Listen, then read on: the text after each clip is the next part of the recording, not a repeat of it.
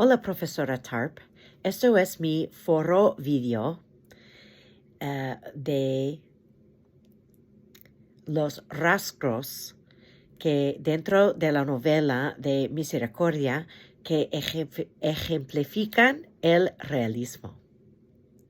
Primero quiero decir lo que son los rasgos. Los rasgos son descripciones minúsculas, una presentación de diálogos que refleja cómo hablan las personas contemporáneas y una profundidad de personajes. También al final voy a relajar una historia española y cómo la obra refleja la historia de España. Primero quiero hablar de las descripciones minúsculas. Galdós es increíble. Leyendo esta obra podemos escuchar la voz de un poeta, pero también podemos ver España y Madrid por sus descripciones. Podemos ver sus personajes, todo lo que se lleva, sus personales, la cara que lleva, su comportamiento. Tengo un ejemplo que quiero presentar. Esto es en capítulo 2 de la página 85. Y aquí podemos ver unas personas, pero tú puedes verles con sus ojos por las palabras del Galdós. Se dice: eran las tres que así chismorreaban, sentaditas a la derecha, según se entra formando un grupo separado de los demás pobres.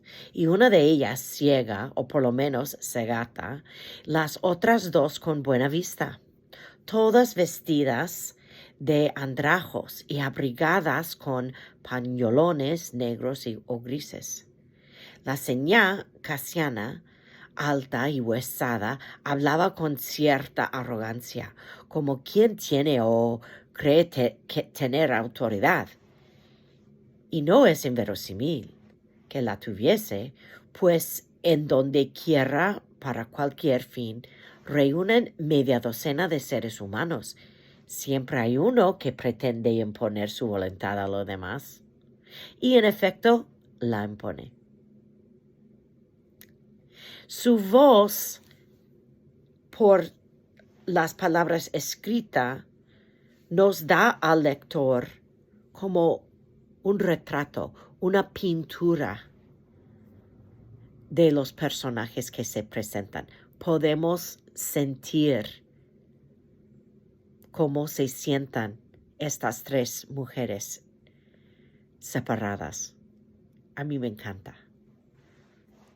La segunda cosa que voy a hablar es la presentación de unos diálogos que refleja cómo las personas contemporáneas madrileños hablaban en España.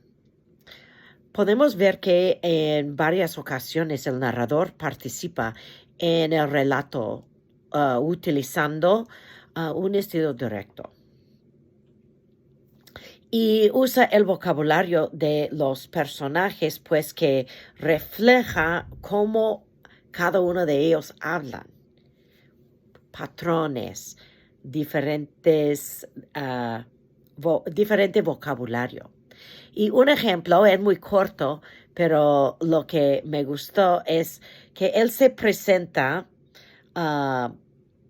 almudeña. Y almudeña habla como tiene una falta de conocimiento de castellano. Y esto es tal vez un acento morro escrito. Está en capítulo 5, página 110. Rachona, no haber dinero, llevarlo los embachos. Tú dormida. Esto es mi acento morro, tal vez. Ok, pues la tercera cosa que podemos ver que se refleja o que ejemplifica realismo es la profundidad de personajes.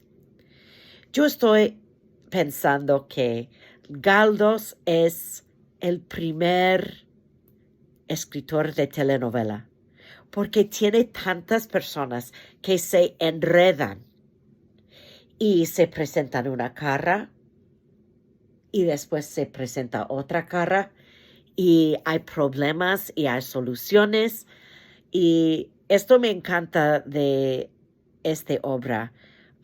Me parece a mí como las telenovelas de los años 2000 que me encantaba de ver con mi hermana cuando ella estaba embarazada con gemelos y ella no pudo levantarse de su sofá, y vimos horas y horas de telenovelas mexicanas.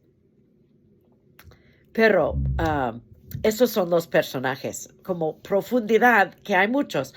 Hay Doña Paca, la viuda enferma. Hay Señora Benina, la buena. Hay Franquisto Ponte Delgado, lo que también es rico, pero es una persona un poquito inútil. Y Mordejai también se llama Almudeña, lo que es amable, pero también se pone a su amor en peligro. Y hay Juliana. Nadie le gusta a Juliana, ni Juliana le gusta a sí misma. Ella intenta, pero sus intenciones no son tan buenas. Hay Obdulia, la hija de Doña Paca, y su hijo también, Antoñito. Hay la burlada, hay Demetria, la borracha, y hay muchos más. Hay muchos más personajes, pero estos son los personajes que se presentan. Pero el personaje principal de Benina, ella es increíble. Su personaje, podemos ver cómo ella se cambia. Ella se presenta esta cara. Ella cuida a la señora. Pero ella tiene vicios y virtudes. Sus defectos es que ella no tiene defectos. Ella intenta de dar una vida bonita a la señora que cuida. Y para hacerlo, ella tiene que mendigar.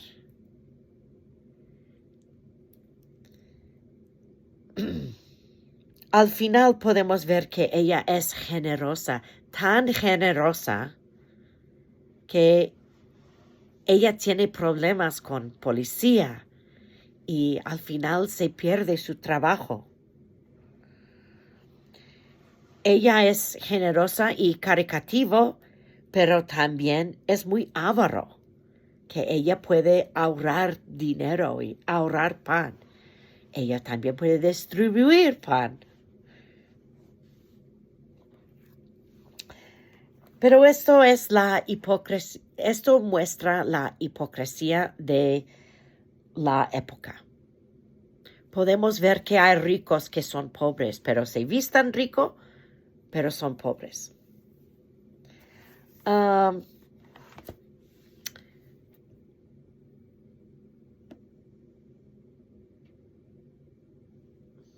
La evidencia de historia española en la obra es que podemos ver que hay un Madrid en que hay tantas personas miserables que viven en la pobreza absoluta.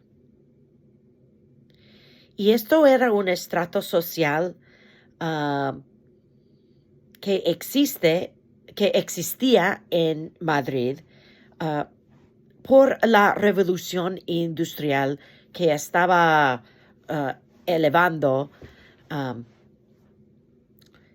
pero nadie sabía qué hacer con los pobres, porque había dos tipos de pobres: pobres que estaban trabajando y pobres que estaban mendigando.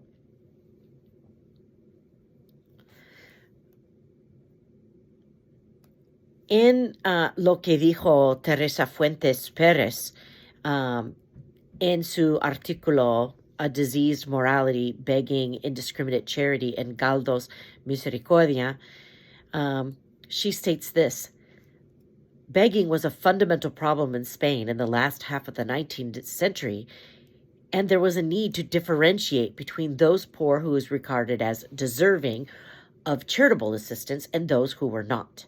This preoccupation with discriminating between deserving and undeserving has to be understood within a historical context of changing attitudes towards poverty and the poor, which took place in Spain as a result of the incipient process of industrialization from around the 1840s, with the increased immigration from an impoverished countryside, which this caused.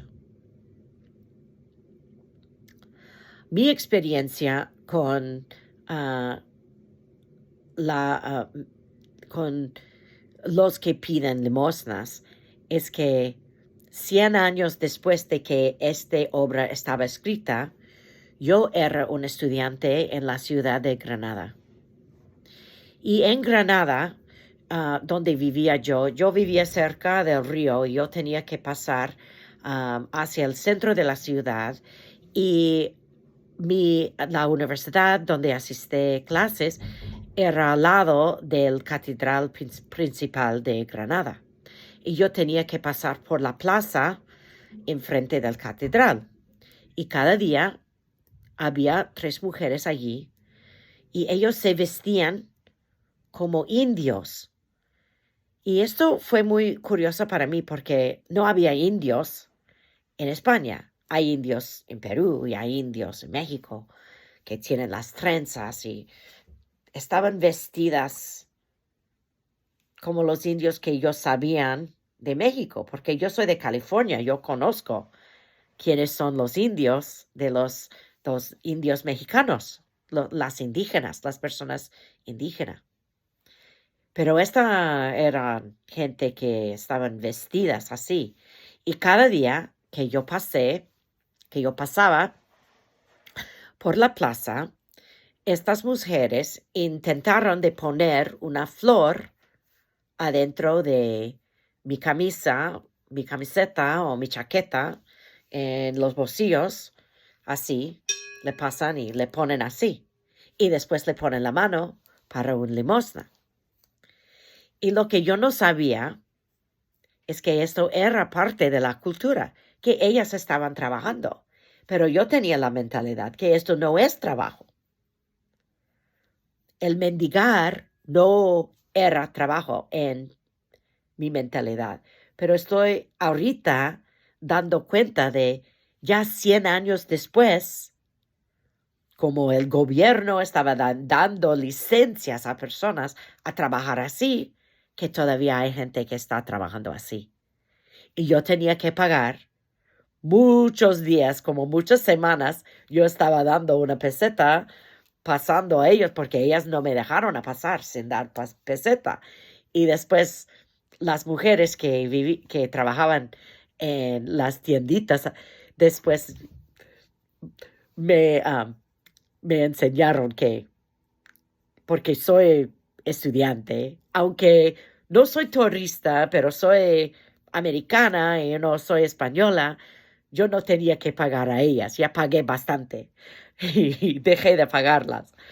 Pero es interesante de que este origen en los años 1840, que esta tradición sigue hasta los años 1980.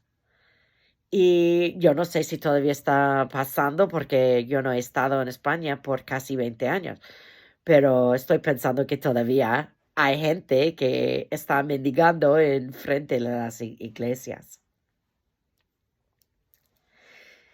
Entonces, muchísimas gracias de escuchar a mi presentación y me gustó mucho leer esta obra de Galdós de la Misericordia y me encantaba el personaje de Benina. Muchísimas gracias y buenas noches.